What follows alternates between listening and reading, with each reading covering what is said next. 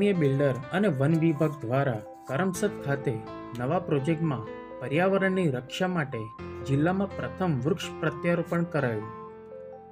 દેશ અને દુનિયા જ્યારે વિકાસની નવી ઊંચાઈઓ આંબી રહી છે, ત્યારે સ્વસ્થ વિકાસ માટે પ્રકૃતિ અને પ્રગતિનું સંતુલન રાખવું ખૂબ જરૂરી છે.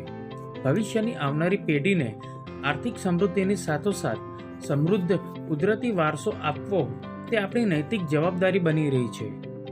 ત્યારે આત્મીય ફિલ્ડકોન પ્રાઇવેટ લિમિટેડ દ્વારા સમગ્ર ચરોતર પંથકમાં સૌ પ્રથમ ગ્રીન બિલ્ડિંગ સર્ટિફાઈડ પ્રોજેક્ટ તથા સૌ પ્રથમ ઇસી એન્વાયરમેન્ટ ક્લિયરન્સ સર્ટિફાઈડ પ્રોજેક્ટની વિશેષતાઓ સાથોસાથ જિલ્લામાં સૌ પ્રથમ વખત કરમસદ ખાતેના ડોમેસ્ટિક કન્સ્ટ્રક્શન પ્રોજેક્ટમાં વૃક્ષોનું જતન અને પર્યાવરણીય જાગૃતિ માટે વન વિભાગ ગુજરાતના સંયુક્ત ઉપક્રમે 150થી વધુ વૃક્ષ પ્રત્યારોપણ હાથ ધરી વિકાસની સાથે સાથે જીવનમાં વૃક્ષના મહત્વનું ઉદાહરણ પૂરું પાડ્યું છે. જેમાં ઉપસ્થિત પર્યાવરણ પ્રેમી મહાનુભાવોમાં આત્મીય બિલ્ડરના ચેરમેન ભાવેશ સુતરિયાની સાથે શ્રીમતી નમ્રતાબેન ઇટાલિયન, નાયબ વન સંરક્ષક ગુજરાત, શ્રી હરેશભાઈ શાણી RSS, શ્રી રાજેશભાઈ પટેલ જિલ્લા અધ્યક્ષ ભાજપા, શ્રી મિતેશભાઈ પટેલ સાંસદ શ્રી યોગેશભાઈ પટેલ ધારાસભ્ય, શ્રી મેહુલભાઈ પટેલ સંકેત ઇન્ડિયા, શ્રી નિલેશભાઈ પટેલ કરમસદ નગરપાલિકા પૂર્વ પ્રમુખ, શ્રી જિગ્નેશભાઈ પટેલ આણંદ નગરપાલિકા પ્રમુખ, વન વિભાગના NM પટેલ સાહેબ, રાઠોડ સાહેબ તથા અન્ય અધિકારી અને મોટી સંખ્યામાં પર્યાવરણ પ્રેમીઓની હાજરી રહી હતી.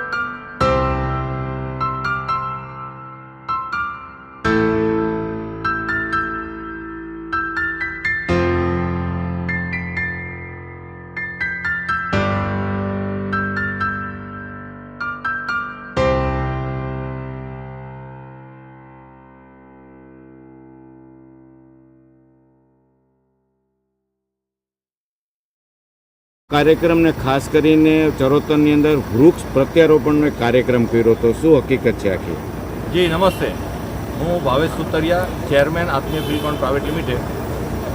કરમસદ ખાતે અત્યારે આપણે જ્યાં ઊભા છીએ ત્યાં આણંદ જિલ્લાના કરમસદ ખાતે બૃહદ ચરોતરમાં સૌ પ્રથમ વખત વૃક્ષ પ્રત્યારોપણનો કાર્યક્રમ કરવામાં આવી રહ્યો છે. તેમાં અમારી સાથે ફોરેસ્ટ ડિપાર્ટમેન્ટ, વન વિભાગ પણ જોડાયેલું છે અને ભારે જહેમત બાદ આપણે આ જે મશીન જોઈ રહ્યા છીએ એ મશીનથી આ કેમ્પસની અંદર આવેલા 150થી વધુ વૃક્ષોને અમે પ્રત્યારોપણ કરી રહ્યા છીએ. જે નવો પ્રોજેક્ટ અહીંયા થવાનો છે તેની ડિઝાઇનમાં જ્યાં જરૂરી સ્પેસ વધે છે ત્યાં આ પ્લાન્ટરને અમે શિફ્ટ કરી રહ્યા છીએ. શું ફાયદો થાય? દેશ ફાયદામાં હું વિગતે વાત કરું તો દેશ અને દુનિયા જ્યારે વિકાસની હરણફાળ ભરી રહી છે અને ખૂબ વિકાસ કરી રહ્યા છે ત્યારે સાથોસાથ વિકાસની સાથોસાથ કુદરતનું સંતુલન થવું ખૂબ જરૂરી છે. આવનારી પેઢીના સમૃદ્ધ જીવન માટે કુદરતી વારસો સારો હોવો પણ જરૂરી છે. જો 150થી વધારે વૃક્ષોને હું જીવન નવું આપવું તો 20 વર્ષે કદાચ એ મોટા થઈ રહે અને ઓક્સિજનનો સોર્સ સપ્લાય ચાલુ થાય. તો આજની તારીખે આ 45 વર્ષથી વધારે ઉંમરના વૃક્ષો છે, તો એને હું આજે ટ્રાન્સપ્લાન્ટ કરી દઉં તો એ સોર્સ આજથી જ ચાલુ ને ચાલુ કન્ટિન્યુઅસ રહેશે. એવી ભાવના સાથે આપણે આ અભિયાન ચાલુ કર્યું છે. Thank you.